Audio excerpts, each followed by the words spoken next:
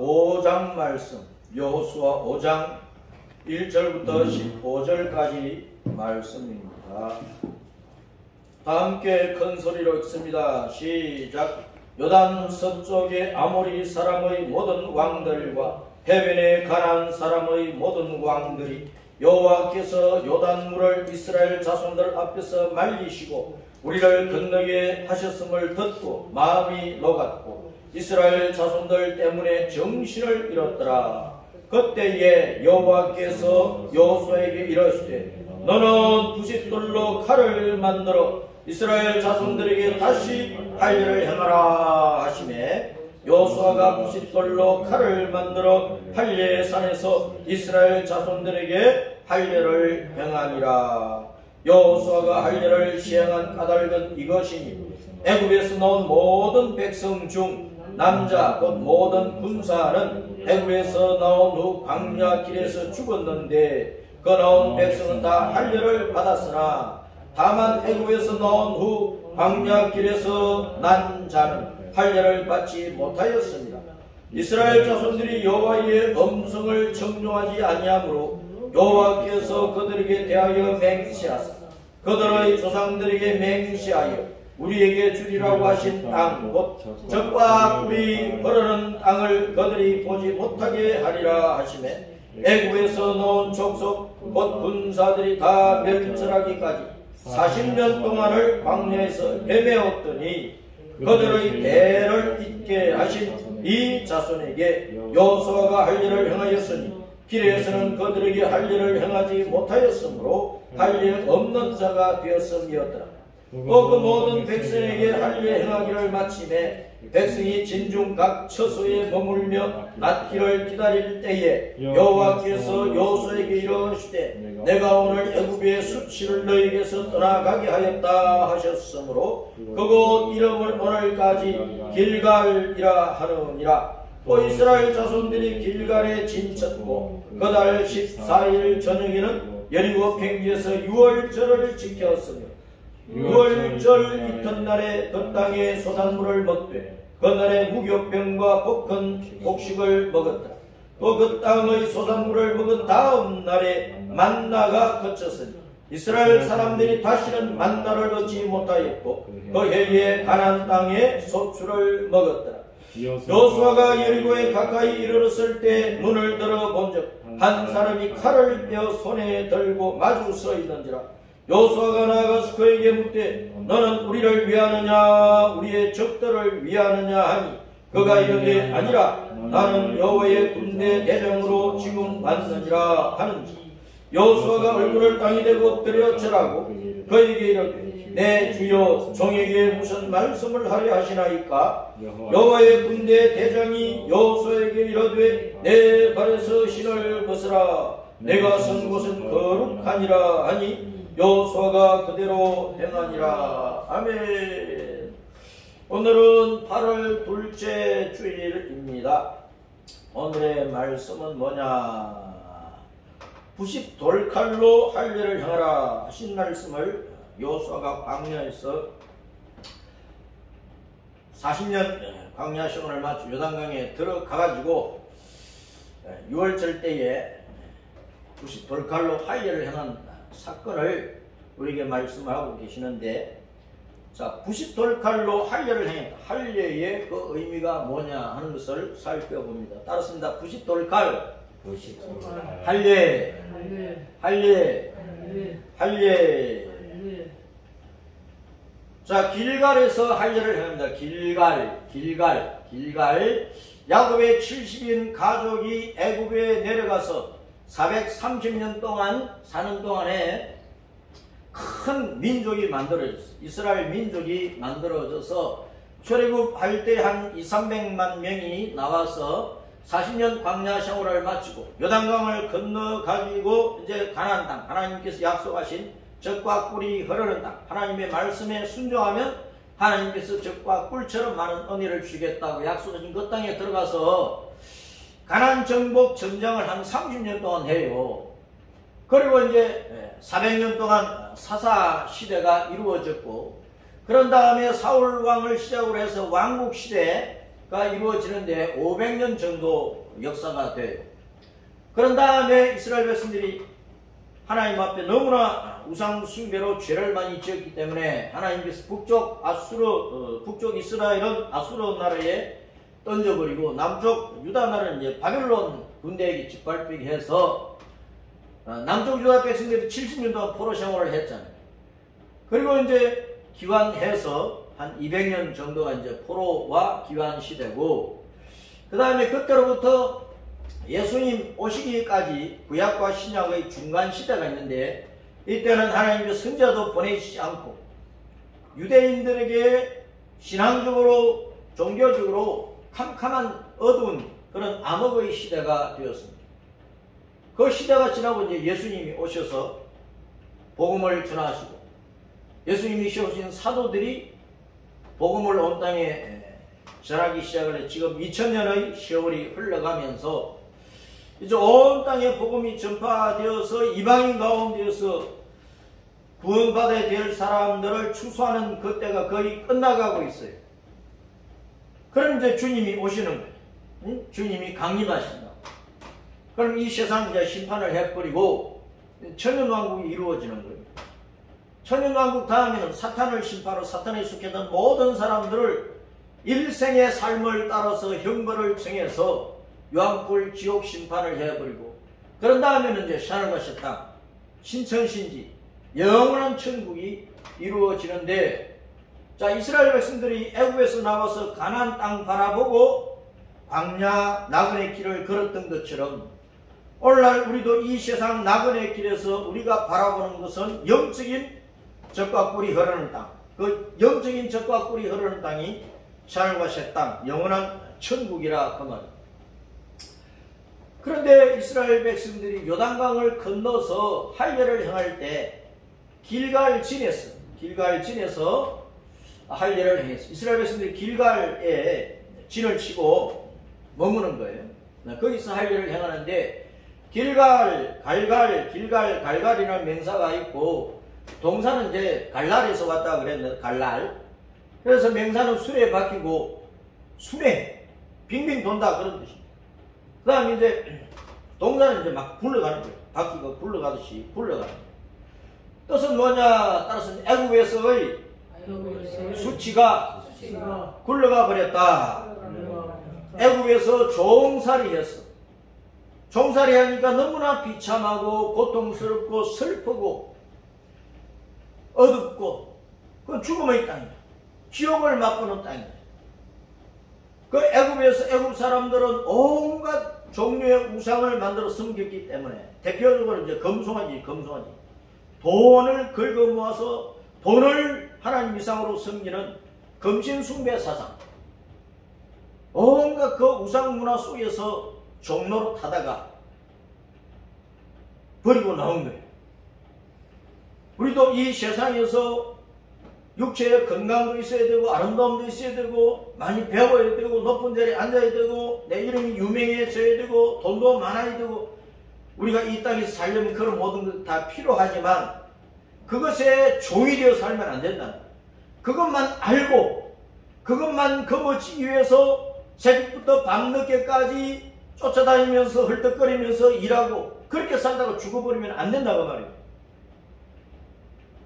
육신을 가지고 이 땅에서 사는데 필요한 모든 것들을 우리가 어느 정도 넉넉하게 열심히 수고해서 가지고 살아야 되지만 우리는 거기에 매여서 종노릇하면 안 돼. 언제나 그것을 벗어나서 예수님 안에서 자유하고 진리 안에서 자유한 그런 성도로서 우리는 천국을 바라보고 믿음의 길을 걸어야 된다. 그래서 우리는 천국과는 나그네다 하는 사실을 알아야 됩니다. 주님께서 아브라함에게 주신 약속이 뭐냐? 아브라함은 존귀한 아버지고 그 이름을 아브라함, 모든 민족, 모든 나라 모든 민족의 아버지로 이름을 바꾸어주고 부인 사례는 여주인 왕비라는 뜻인데 사라 모든 민족의 어머니라는 이름으로 바꾸어주면서 아브라함을 심히 번성케 해서 여러 민족과 왕들이 그 아브라함에게서 태어나게 하실 것이라는 그 약속을 주셨습니다. 이 약속을 자손 대대로 영원한 언약으로 세워주시고, 그 약속을 따라 이스라엘 백성이 만들어졌을 때 가나안 땅을 기업으로 주셔서 나는 너희의 하나님이고 너희는 내 백성이라 하는 약속을 하셨다. 이스라엘 사람들에게 가나안 땅을 주시면서 너희는 내 백성이고 나 여호와가 너희의 하나님이 되신다. 그러니까 금송아지든 뭐 어떤 신들이든 이스라엘 백성이 아닌 이 땅의 백성들이 섬기는 그 모든 신들이라고 하는 것, 우상숭배 다 버리라. 내가 너희의 신인데 나는 여호와다. 여호와라고 하는 이 신만, 여호와라고 하는 하나님만 섬기라고 하는 것을 말씀을 하셨습니다. 그럼 이스라엘을 여호와 하나님의 백성이 되는 표시를 몸에다가 딱 새겨버린다 그랬어요. 몸에다가 새겨 놓을 테니까 너희 몸을 볼 때마다 우리는 여호와 하나님의 백성이지, 여호와 하나님의 백성이지. 그러니까 이방인들이 우상 숭배하는 것, 이방인들 신들이라고 하는 것, 그거 따라가면 안 된다, 안 된다. 어떤 욕이 와도 그거 딱 부딪히고 여호와 하나님만 믿는 믿음을 지켜야 된다. 그 신앙을 할 경각심을 가지고 일깨우도록 하기 위해서 몸에다가 하나님과 약속한 하나님의 백성이라는 여호와 하나님은 섬겨야 되는 그 신앙의 표시를 몸에다 해놓은 거예요. 그것이 할례.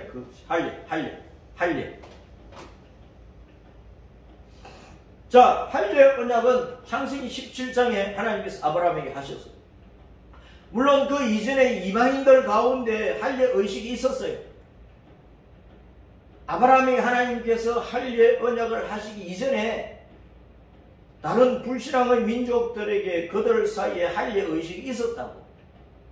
그런데 하나님은 이 할례 의식을 아브라함에게 주시면서 나와 너희 사이에 나는 너희 하나님이 되고 참신이 되고 너희는 나 여호와의 백성이라는 표시를 이 할례로 정하자 하고 주신 것이란 말이에요.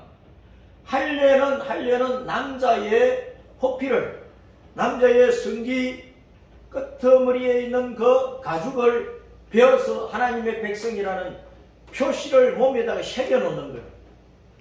누가 이 할례를 받아야 되느냐? 이스라엘 백성은 누구나 받아야 되는데 모든 남자, 이스라엘 모든 남자는 이 할례를 받아서 몸에 표시를 해둬야 된다. 여자는 남자 속에 포함되어 있다는 그런 뜻입니다. 그리고 이스라엘 백성 속에 들어와서 살아가고 있는 남종들 가운데 이방인들에게서 이스라엘에게 종이 되어서 살아가는 그 남자 종들의 몸에도 이스라엘 백성들과 똑같이 할례의 표시를 하라.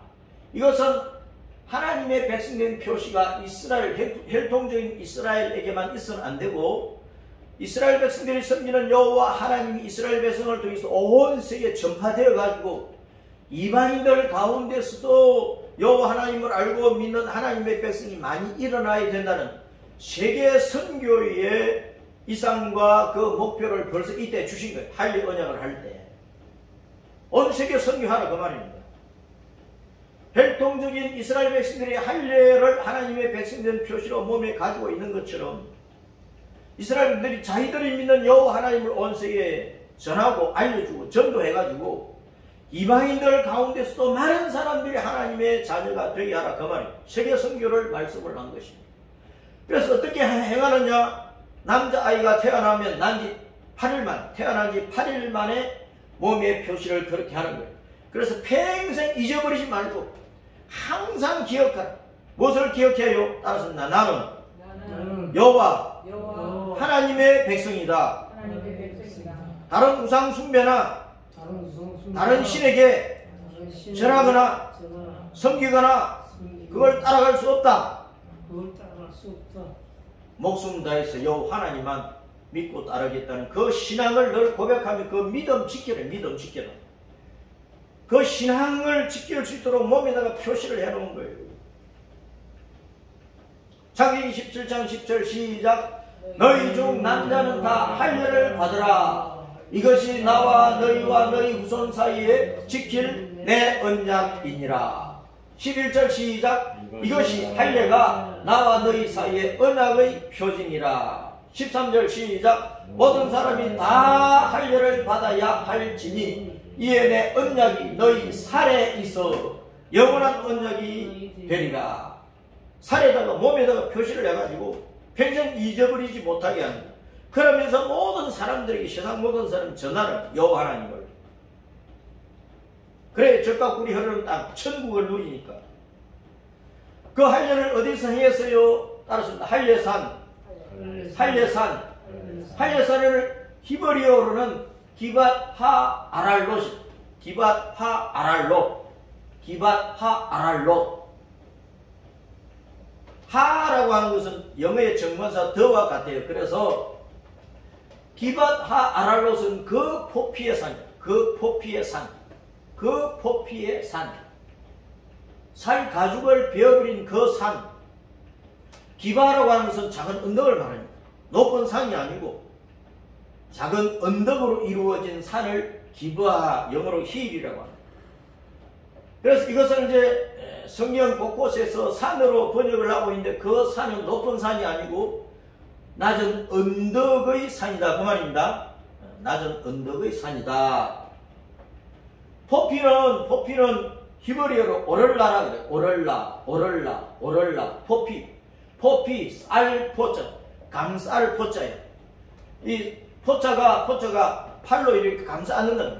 팔로 감싸 안는 포자예요. 그 다음에 피는 가죽 피자예요. 그 남자 고추 끝머리를 감싸고 있는 그 살 가죽, 그것을 포피라 해요. 포피. 그것을 나타내는 것입니다. 오럴라는 포피를 가지고 있는 할례를 받지 않은 그런. 그러니까 이 포피를 이제 잘라내버리면 속살이 드러나잖아요. 그 가죽을 베어내버렸을 때 할례를 받았다. 가죽을 아직 안 베었으면 할례를 받지 않았다. 그렇게 번역을 하고 있다 그 말입니다. 자, 그런데 길갈에서 할례를 행했는데 신앙이 타락하면 길갈 언덕이 어떻게 되어버리냐. 길갈에서 할례를 행했는데 신앙이 타락하면 그 길갈이 어떻게 되는 것인가 하는 것을 이스라엘의 역사 속에서 이스라엘이 타락해가는 그 과정 속에서 에스겔서에서 그 길갈이 어떻게 되어버렸느냐 하는 것을 말씀을 하고 있습니다. 길갈 언덕에서 애굽에서 종살이하던 이방인과 같이 살아가던 모든 숫지가 굴러가버리고 우리는 여호와 하나님을 나의 하나님으로 믿고 그 하나님이 나의 하나님, 우리의 하나님이 되셨고 이스라엘 백성은 여호와 하나님만 섬기는 백성이다. 그 표시를 길갈에서 했습니다. 길갈. 그러니까 길갈 자체가 예배처소고 성막이고 성전이고 교회가 된 거예요. 자, 그런데 신앙이 타락하면 바로 그 길갈이 시체가 가득한 언덕이 되어버려요. 시체가 가득한. 그래서 오늘날 이 땅에 교회가 많은데 우리 교회를 비롯해서 이 땅에 교회가 시체만 가득한 교회가 아닌지 살펴봐야 된다 그 말입니다. 요한계시록 3장에 사대교회가 나와. 사대교회. 요한계시록 3장 1절에 너희가 살았다 하고 말하는데 실상 내가 보니까 죽어버렸네. 주님께서 그렇게 말씀하셨어요. 소아시아에 7교회가 있는데 예수님께서 7교회를 다 살펴보시고 교회마다 평가를 해주셔서 어떤 교회는 칭찬받고 어떤 교회는 책망받고 어떤 교회는 칭찬과 책망을 동시에 받는데 이 사대교회는 책망만 받는 거야. 사대교회 교인들은 우리는 살아서 신앙생활 잘해. 우리는 1등 신자에 막 자랑을 하는 거야. 그런데 예수님께서 말씀하시는 너희가 살았다 하는데 내가 볼 때는 죽었어 이놈들아. 사대교회 안에 성도들이 다 살았다는 죽은 시체만 가득한 거예요. 오늘날 교회가 그렇지 않은지를 살펴봐야 돼. 수천 명 모이고 수십만 명 모이는 교회라도 시체만 가득할 수 있다 그 말입니다. 자신의 신앙을 냉철히 살펴보고 확정을 해야 된다 그 말입니다. 사대라는 말은 살았다 하는 뜻이야. 살았다. 사대 살았다. 도망쳐 나갔다. 새로 태어났다. 새로 되었다. 남은 자다 그런 뜻이에요. 근데 주님께서 볼 때 너희들은 살았다는데 거듭났다고 하는데 다 죽어버려서 시체야. 주님께서 그렇게 말씀하셨다고. 사대 교회에 대해서. 그럼 오늘날 나는 죽은 자냐 산 자냐? 내 몸이 살아있지만은 예수님 볼 때는 야 너는 시체다. 그러면 큰일 난 거예요 이제. 우리 교회가 우리가 살았다는데 예수님께서 보시죠. 야 너희 교회는 죽었다. 시체들만 모여있다. 그럼 큰일 나는 거예요. 정신 바짝 차려야 돼요. 자, 에스겔 6장 13절 읽어봅니다. 시작. 그 죽임 당한 시체들이 그 우상들 사이에 제단 사방에 각 높은 고래 위에 높은 산 꼭대기에 모든 푸른 나무 아래에 무성한 산수리나무 아래 곧 그 우상에게 분향하던 곳에 있으리니 내가 여호와인 줄 너희가 알리라. 이스라엘 백성들이 얼마나 신앙이 타락했던지 북쪽 이스라엘은 너무나 타락하고 사마리아 성을 비롯해서 온 이스라엘 땅에 우상이 가득해가지고 하나님께서 아수르 군대를 보내서 쑥대밭을 만들어버리고 그 북쪽 이스라엘 사람들을 다 잡아가도록 해버렸단 말이에요.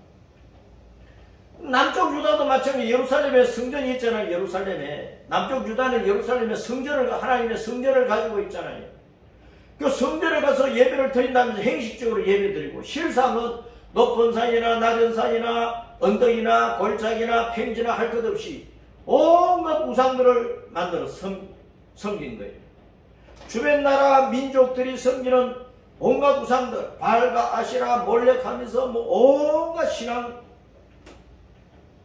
불신앙, 잘못된 신앙의 그 우상들을 끌어들여 가지고 곳곳마다 신전을 만들었어. 상수리 나무 밑에도 높은 나무 밑에도 숯불 속에도 온갖 곳에 신전을 만들어 가지고 우상을 섬겼다. 그런 우상을 섬기는 사람들을 향해서 주님께서 그 죽임당한 시체들이 시체라고 그러잖아요. 시체라고 시체. 그 오늘날 예수님을 믿고 예수님 안에서 거듭나지 않은 모든 사람들, 자기 딴에는 잘났다고 최고의 학벌이고 돈 많고 세상에 제일 평안하게 행복하게 잘 살고 한다는 사람들, 예수님 보시는 다 시체에 시체. 육체는 살아있어 그 속에 영이 죽어버린 거야. 속사람이 죽어버렸어. 그 육체의 생명이 끝나면 그건 지옥 가야 돼. 그런 사람들을 향해서 다 시체라고 주님이 말씀하신다니까. 길갈이 시체가 되면 안 되잖아요. 사대교회처럼 되면 안 되잖아요. 내 개인 신자가 예수님 보실 때 시체로 있으면 안 되고, 성도들이 모인 그 교회가 사대교회처럼 시체들이 가득한 교회가 되어 있으면 안 되고, 길갈 할례를 행한 그 신성한 곳이 시체가 가득한 언덕으로 되어 있으면 안 된다고 말이에요. 그래서 오늘날 우리의 신앙을 잘 점검을 해야 돼요. 나의 신앙을 언제나 돌아봐요. 호세아 4장 13절 시작. 그들이 산 꼭대기에서 제사를 드리며 작은 산 위에서 분향하되 참나무와 버드나무와 상수리나무 아래 사니 이는 그 나무 그늘이 좋음이라. 이러므로 너희 딸들은 음행하며 너희 며느리들은 간음을 행하는도다. 내가 남자들하고 간음을 행했다. 그것도 간음이지만은 요 높은 나무나 낮은 나무나 이 나무나 저 나무 온갖 나무 그늘 아래 우상 신전을 만들어 놓은 거예요. 옛날이나 지금이나 우상을 숭배한 자들은 그 신전 안에서 여사제들과 또 남자 제사장들과 음행을 해요. 음행을 음란한 짓을 한다고. 그렇게 해야 온 들판에 곡식이 가득하다. 우상 숭배자들은 꿈이 뭡니까? 모든 것들이 잘 되고 땅에서 잘 되고 돈도 잘 벌고 곡식도 잘 되고 배불리 먹고 살고, 그것이 저들이 구하는 복이라. 그렇기 때문에 신전 안에서 음행한 일을 하는 것은 뭐냐? 그렇게 해야 우리가 믿는 신이 즐거워가지고 돈도 잘 벌게 하고 곡식이 열매가 많이 맺게 해준다는 그런 사상을 가지고 있었던 거예요. 그래서 우상 신전 안에서는 언제나 음행하는 일들이 있었단 말입니다. 제사를 드리러 간 자들과 그 신전 안에서 일하는 사제들 사이에서 음행하는 일들이 늘 있었다고. 옛날에는 지금이나 마찬가지라고. 계시록 3장 1절 시작. 사대 교회 사자에게 편지하라. 하나님의 7영과 7별을 가지신 이가 이러시되 내가 내 행위를 아노니 내가 살았다 하는 이름은 가졌으나 실상은 죽은 자로. 그래서 진정으로 참 마음의 할 일을 행해야 된다. 우리가 하나님 앞에 진실로 회개하고 참된 믿음을 가지고 우리 예수님을 믿고 따라가야 되는 거예요. 나는 살았다는데 주님이 보시는 넌 죽은 자의 시체야. 그러면 천국 가겠어요? 못 가지. 7영과 7별을 가지시니까 주님은 7영을 가지고 보시는 거예요. 온 우주 만물을 다 살펴보시는 거예요. 7별, 7교회, 이 땅의 모든 교회 지도자들을 다 살펴보고 계시는 거예요. 이 땅의 교회 지도자들만 살펴봅니까? 이 땅의 모든 나라의 지도자들, 이 땅에 사는 모든 백성들을 한 사람 한 사람 다 살펴보시는 거예요. 그러니까 일일이 다 마지막 때 심판하시지. 예수님이 한 사람 한 사람 모르십니까? 다 아신다고. 아담 때부터 세상 끝날 때까지 모든 만물에 대해서 다 아시는 분이에요. 그러므로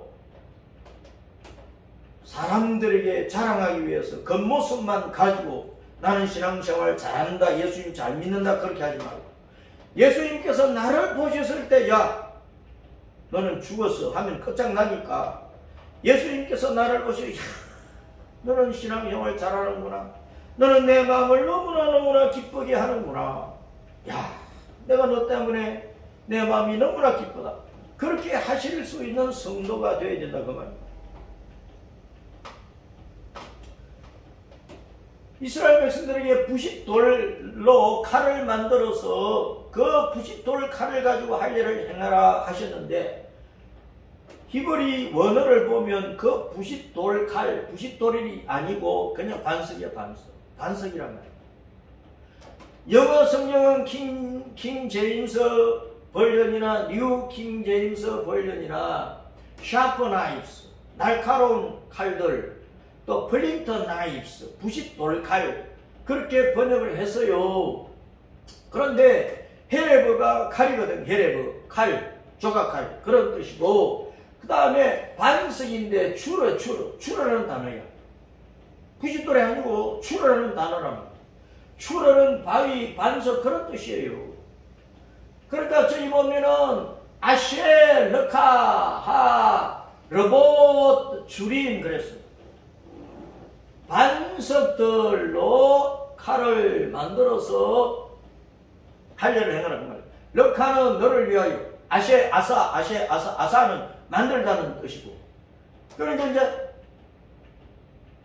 하르봇 이거는 이제 칼이란 말입니다. 그 다음에 주림, 반석들, 복수, 반석들로 칼을 너를 위하여 만들라, 그런 뜻입니다. 그래서 우리 한글 성경에 부싯돌 칼이라고, 부싯돌로 칼을 만들었다라고 번역을 하고 있지만 히브리 원어를 보면은 그 부싯돌로 번역된 그 단어가 추러야, 추러. 반석이라는 단어란 말이에요. 반석. 자, 그래서 너를 위하여 반석으로 칼을 만들어, 그런 뜻이란 말입니다. 그러니까 부싯돌로 만든 칼은 원어를 보면은 반석들로 만든 칼이야. 그러면 반석은 누구시라고? 여호와 하나님. 우리 예수님이 반석이란 말입니다. 그 칼은 예수님 입에서 나오는 말씀을 칼이라 그러냐. 히브리서 4장 12절 13절에 양날 가진 칼이라고. 복음이라고, 복음. 그래서 진짜 할례는 사람 몸에 가죽만 베는 것이 아니고, 몸에만 표시만 하는 것이 아니고, 주님의 말씀의 칼로 자신의 마음 가죽을 베어가지고 내 마음 속에, 생각 속에, 의식과 무의식, 내 생활 속에, 내 인생 속에 있는 죄들을 말씀의 칼로 싹 도려내 버리는 거예요. 수술용 칼로 내 죄들을 싹 도려내라 그 말입니다. 죄 사람을 완전히 죽여버리라 그 말입니다. 그 진심으로 회개하고 마음을 새롭게 해가지고 모든 잡신들과 우상숭배와 음란한 문화와 풍조를 다 베어버리라. 주여 하나님이신 우리 주 예수님만 온전히 믿고 죄와 싸우면서 순교 정신을 일사각오로 가지고 죽도록 예수님께 충성하겠다는 그 신앙의 각오를 가지고 예수님 믿고 따르라. 그것이 반석들로 칼을 만들어서 할례를 행하라. 그 뜻이라. 이게 복음이야, 복음. 참 신앙을 말씀을 하고 있다 그 말입니다. 부싯돌, 반석들로 칼을 만들어 할례를 행하라. 이게 참 뜻이라. 이 세상의 음란한 문화들 버리라고 말합니다. 모든 자신과 우상 숭배하는 거 버리라고 말합니다. 이 세상의 유행 풍조를 따라가는 것을 배워버리라고 말입니다. 하나님의 말씀의 칼로. 예수님 말씀 지키라고 말해요. 예수님을 그렇게 믿는 거예요. 그렇게 믿으려니까 목숨 걸어야 되는 거예요. 내 생명을 걸어야 되는 거예요. 앞으로 보세요. 세상 문화가 너무나 음란하고 모든 나라가 이런 문화 속에 살도록 법을 그렇게 만들어버려요. 동성애 하도록 법을 만들어버리고 동성애가 하나님 말씀에 하나님께서 친히 말씀하시기를 예수님 말씀을 죄라고 말씀하셨다. 돌로 쳐 죽여야 될 죄라고 말씀하셨다. 그렇게 설교하면 다 잡아가는 시대가 되어버린다고요. 그런 시대니까 죽을 각오로 예수님 믿어야 되는 거예요. 그렇지 않으면 이 마지막 시대에 우리의 거룩한 신앙을 지켜갈 수 없다. 참 할례는 뭐냐 따라서 마음 가죽을 베라. 마음 가죽을 베라. 할례는 칼로 벤 할자입니다. 칼로 벤다 그 말이에요. 칼로 벤다. 할자가 칼로 베어버린다. 얘는 의식이란 의식, 예식이란 말입니다. 그러니까 할례는 뭐야? 칼로 베어버리는 예식이야. 포피를 베어라. 포피. 남자 성기를 둘러싸고 있는 가죽을 베어버리라. 그 둘러싸고 있는 가죽을 베니까 속살이 나오잖아. 고추 끄트머리가 가죽에 둘러싸여 있는데 그거 가죽을 베어버리니까 드러나잖아요. 속살이 드러나잖아요. 둘러싸고 있으면 덮여있는데 그 가죽을 베어버리니까 속살이 드러나는 거예요. 속살이 밖으로 드러나는. 이게 거듭나무의 표시라고. 거듭나무의 표시. 죄의 가죽을 베어버리면은 주님의 말씀으로 말미암아 새로운 믿음이 일어나는 거예요. 새로운 마음이 일어나는 거예요. 내 영이 살아나는 거예요. 거듭나는 원리를 그렇게 주님께서 내 몸에다 새겨놓는 것이라 그 말입니다. 죄악에 둘러싸여 있으니까 사망과 심판 아래에 있잖아요. 율법 아래 둘러싸여 있으면 정죄와 심판과 행벌뿐입니다. 그 마지막은 지옥이라. 그러니까 회개하고 주 예수 그리스도의 복음을 받아들이고 주 예수님을 자신의 구주로 믿어야 하나님의 자녀로 거듭나고 심령과 삶과 인생 자체가 새롭게 되어서 새 사람으로 드러나가지고 천국으로 들어가는 믿음의 나그네가 된다. 그 원리를 할례를 가지고 설명을 해놓은 것이란 말이에요. 그러니까 마음 가죽을 베어라.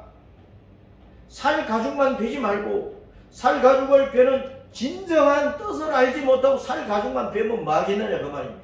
이방인들도 살 가죽 베고 있는데 지금도 이 세상의 여러 민족 가운데 남자도 여자도 할례를 하는데 여자까지 할례를 한다. 하나님은 성경에 여자는 할례를 행하라 말씀을 안 하셨어. 이방인들 문화 속에는 지금도 할례를 하는 여자들도 하고 있다니까. 그래서 할례는 마음에 행하는 것입니다. 예레미야 4장 4절 시작. 유다인과 예루살렘 주민들아 너희는 스스로 할례를 행하여 너희 마음 가죽을 베고 나 여호와께 속하라. 그리하지 아니하면 너희 악행으로 말미암아 나의 분노가 불같이 일어나 살으리. 그것을 끌 자가 없어요. 끌 수 없는 불이 일어난다. 그것이 지옥입니다.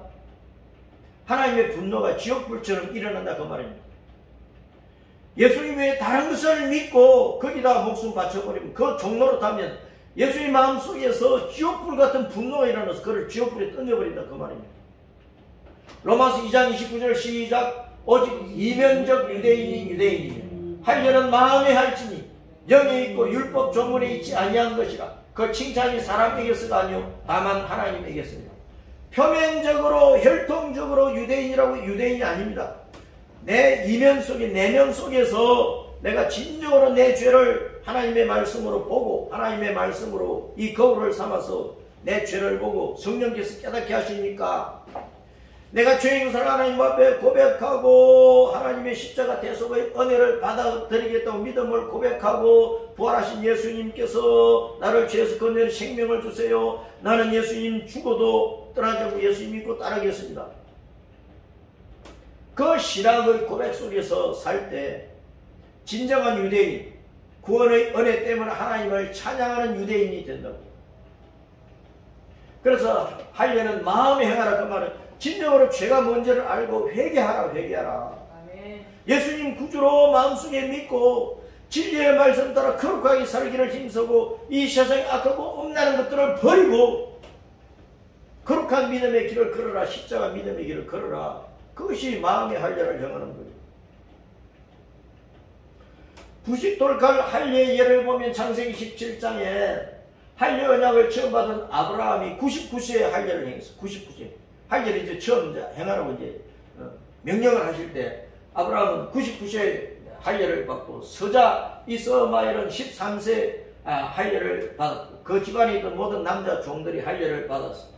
그래서 할례는 몸의 표를 둔 하나님의 백성으로 인정을 받는 건데 아브라함뿐만 아니라 이방인 가운데서 사가지고 온 모든 종들도 할례를 받았어요.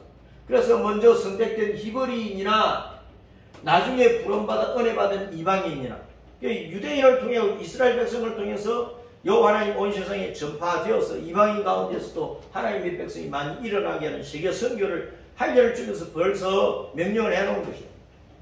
그래서 누구나 여호와를 자신의 하나님으로 믿는 믿음으로 할례를 행하여 그 표를 몸과 마음에 두고 믿음을 지키면 여호와 하나님께 속한 하나님의 자녀로서 천국을 상속받는다는 것을 말씀을 하고 있는 것입니다. 근데 창세기 34장에 가면 세겜성 추장 하몰과 모든 남자들이 할례를 받았다가 그 할례 때문에 다 죽어버렸어요. 몰살을 당한 거예요.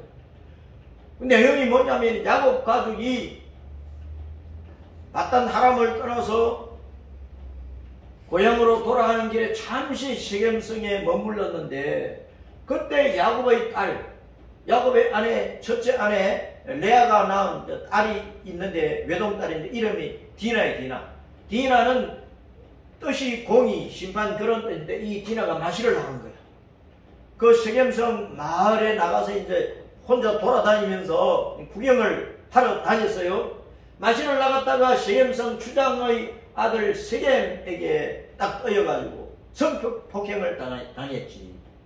그러니까 이제 친오빠 시몬과 레위가 화가 나가지고 다 죽여야 되겠는데 어떻게 죽일까? 꾀를 내가지고 세겜에게 찾아가가지고 네가 내 여동생을 더럽혔으니까 결혼을 해야 돼. 데리고 살아. 그러면 이제 데리고 살겠다 하는 거야. 내가 사랑한다고 그러면서. 그러면은 결혼을 하겠다는 그 약속을 우리에게 지키려고 하면은 우리는 다 할례를 받는 하나님 여호와 하나님의 백성들이기 때문에 할례를 받기 때문에 너희도 할례를 받아야 돼. 할례 받겠느냐? 아니, 할례 받겠다 그러는 거야. 그래 할례 받아. 다 할례를 받게 했어요.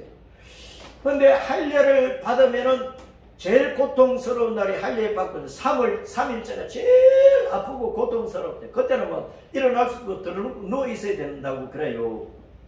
왜냐하면 그냥 날카로운 칼로 가죽을 베었으니까 뭐 소독약이 있는 것도 아니고 수술을 한 것도 오늘날처럼 뭐 의료시설이 있는 것도 아니고 그냥 자연스러운 날카로운 칼로만 가죽을 베었으니까 얼마나 아프고 덧도 나고 막 그러거든.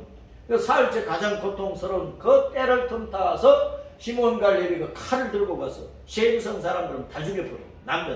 남자들 다 죽여버렸어.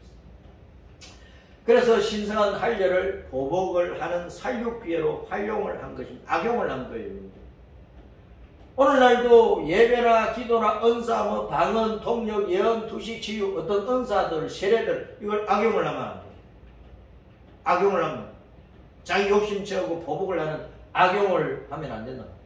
그래서 야곱 이스라엘이 죽을 때에 예언적 유언에서 시몬과 레위를 창세기 49장에 보면 저주를 하고 있는 거예요. 그래서 하나님께 주신 언약의 말씀, 하나님께 주신 어떤 은사 이런 것들을 악용하면 안 된다고 합니다. 그 다음에 출애굽기 4장에 가면은 모세가 호렙산에서 여호와의 부르심을 받고 애굽으로 가고 있는데 어느 숙소에 있을 때 천사가 나타나가지고 칼을 들고 모세를 죽여버리려고 그러는 거예요. 그러니까 아내 시프라가 급히 돌칼을 만들어가지고 아들을 게르솜 나그네라는 뜻인데 게르솜에게 할례를 행했어요. 모세에게 당신은 내게 피난편이다 한마디를 하는 거예요. 갑자기 시프라가 깨달았던가 봐요. 성령께서 깨닫게 하셨겠지.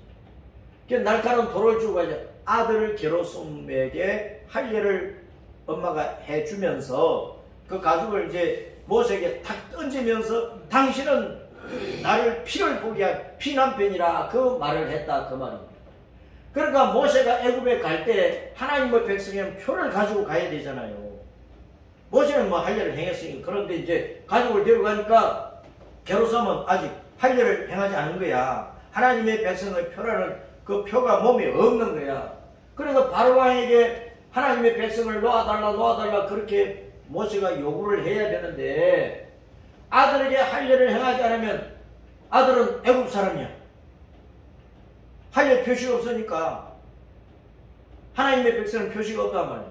그러면 나중에 이제 출애굽기 11장에 주님께서 바로가 마음이 완악해가지고 처음 몇 번은 쉽게 안 놓아줄 거야. 내가 장자를 치는 재앙을 내릴 거다. 그렇게 말씀을 하신다고.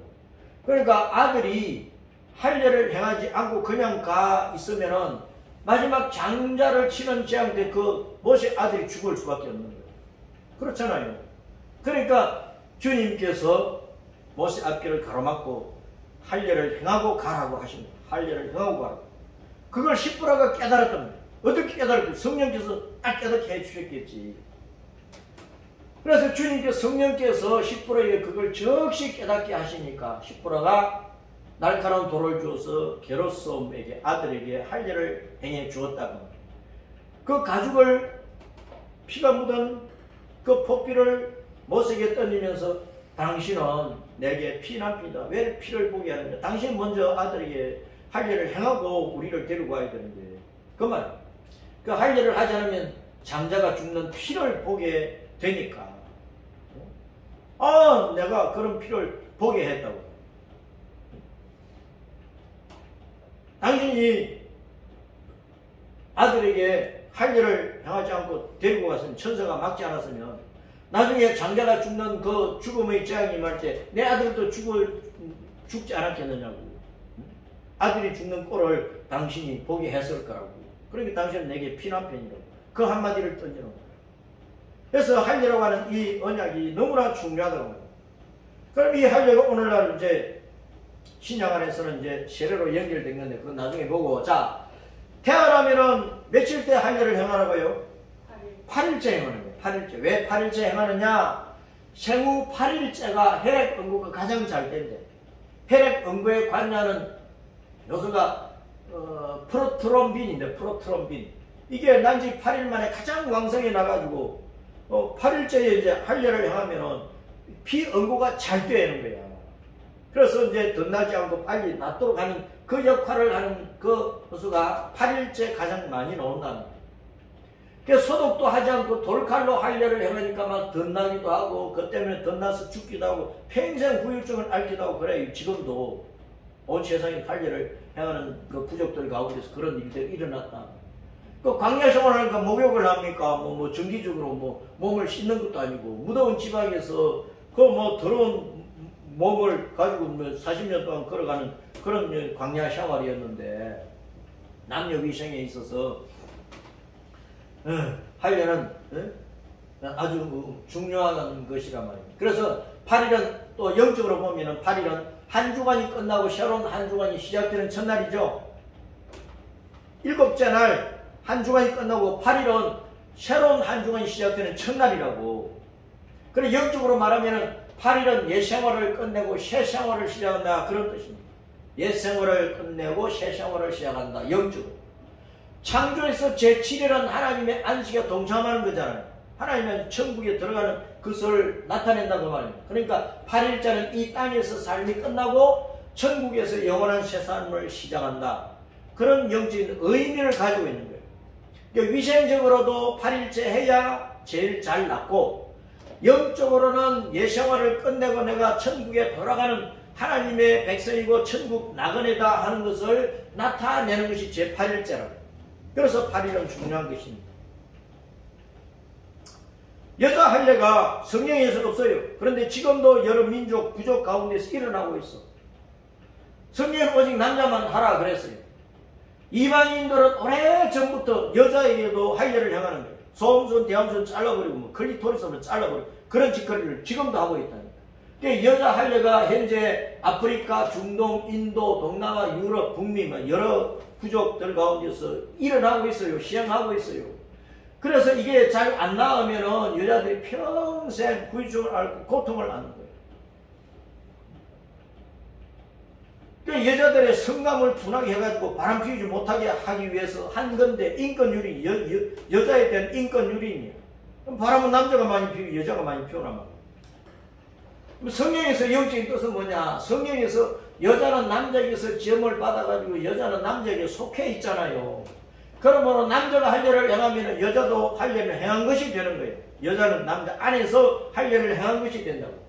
그래서 그 가정의 모든 남자가 할례를 행하면 그 가정의 모든 여자도 남자 안에서 할례를 행한 것이다 그 말입니다. 그래서 이런 원리 영적인 뜻을 가지고 있는데, 여자에게 할례를 행하는 것은 하나님의 뜻을 벗어나는 거예요.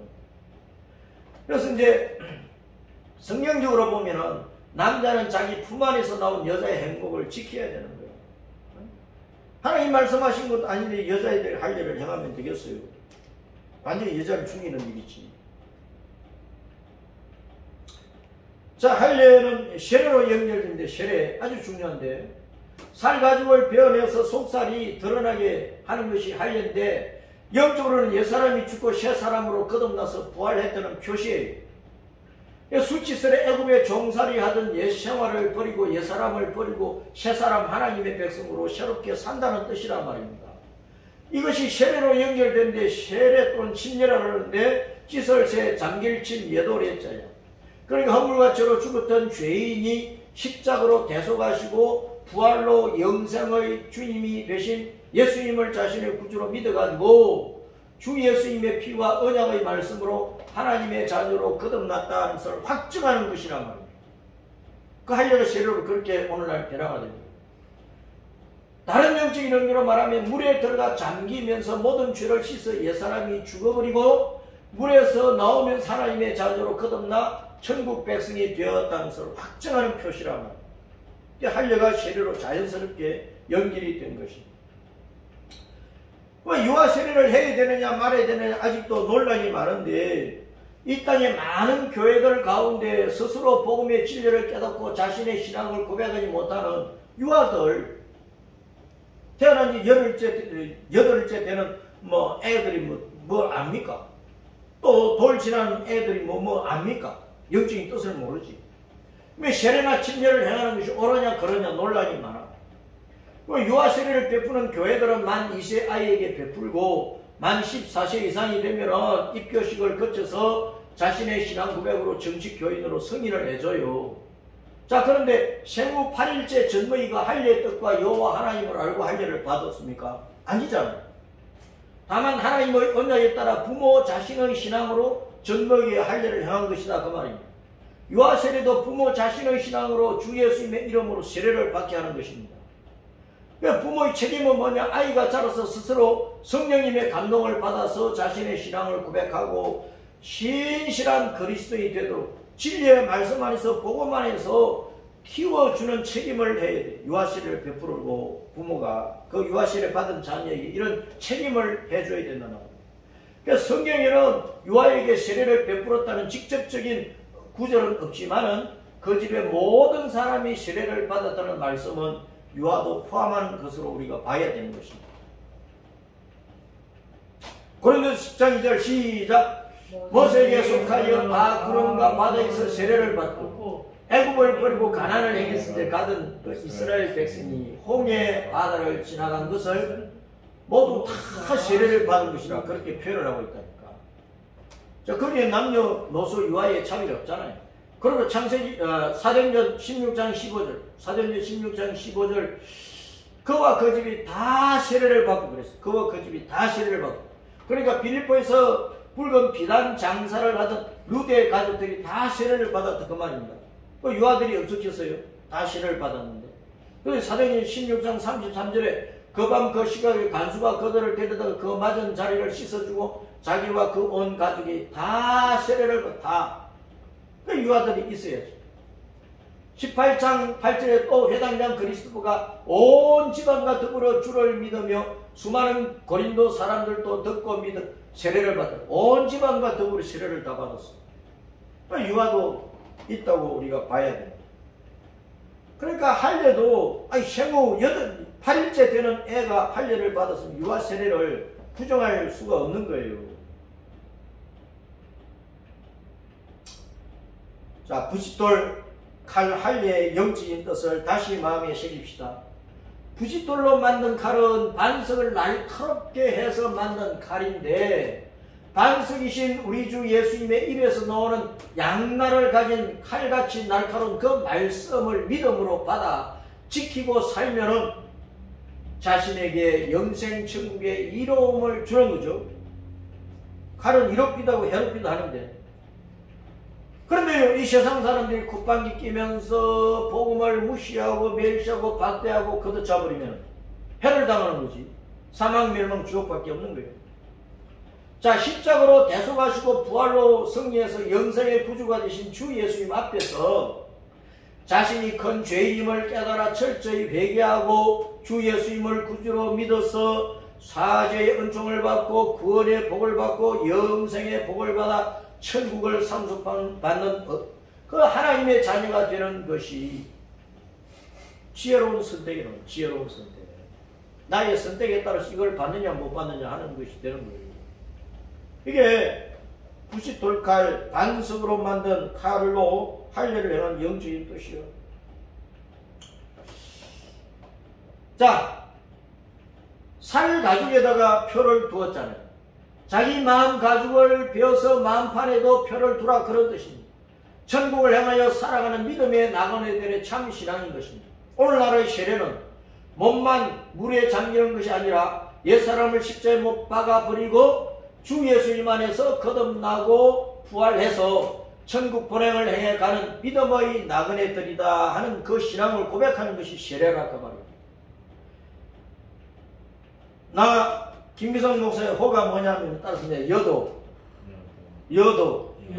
나그네 길도 예수님의 십자가 도를 따라가는 천국 가는 나그네다. 그 뜻이 나, 호, 여도의 뜻이에요.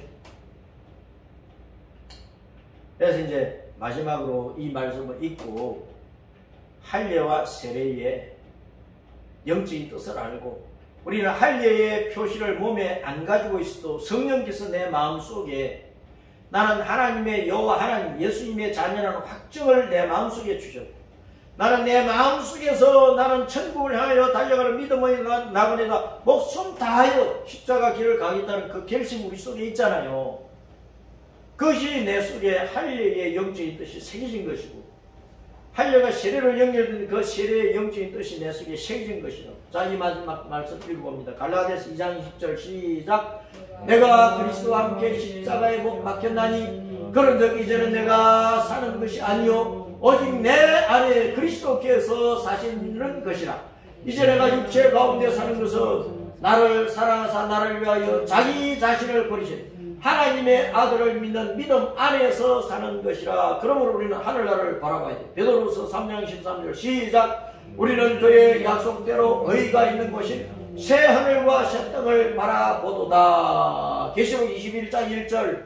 또 내가 새 하늘과 새 땅을 보니 처음 하늘과 처음 땅이 없어졌고 바다도 다시 있지 않더라. 아멘. 할렐루야. 이 믿음 잘 지키면서 주님을 따라가십시다.